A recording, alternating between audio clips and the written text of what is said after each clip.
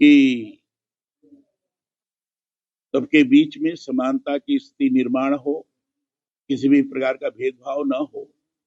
लेकिन जिस ढंग से वो नियम सामने आए हैं, उसको देखने के बाद लगता है कि निश्चित रूप से भेदभाव को और आगे बढ़ाने का इसके कारण कुचक्र बना है।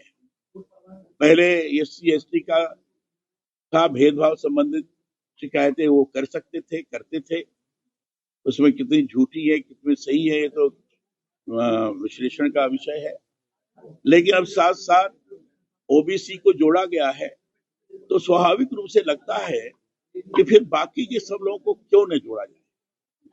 किसी के साथ भी भेदभाव हो, चाहे कोई भी हो, चाहे सवर्ण हो, चाहे OBC हो, चाहे SC/ST हो, किसी के साथ भी भेदभाव हो तो शिकायत करने का अधिकारी है, कर सकता है शिकायत।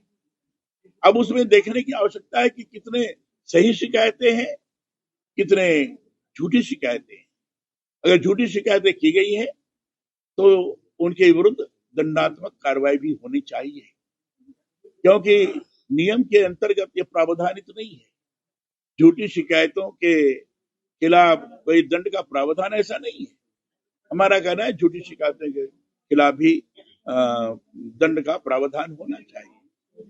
तो ये चीज नहीं है, हमारा कहना है ये होना चाहिए।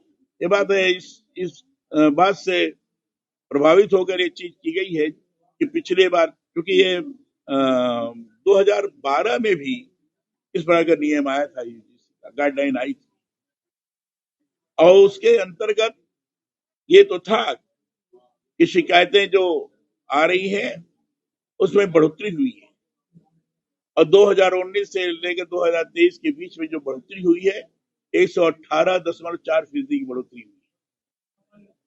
लेकिन जो विद्यार्थियों की संख्या है उनके अनुपात में बढ़ोतरी देखें तो बहुत कम है, नहीं के बराबर मानी जाएगी। लेकिन निवारण समिति ने कहा है कि इसमें ज्यादातर शिकायतों का निस्तारण कर दिया गया है।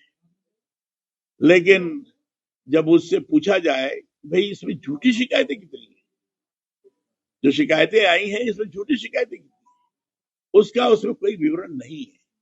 उसी आधार पर सुप्रीम कोर्ट ने कहा था कि फिर से नई गाइडलाइन बनानी चाहिए, और नई गाइडलाइन के अंतर्गत किया आया कि जातिगत भेदभाव को और बढ़ावा दे दिया गया, जो गैर संवैधानिक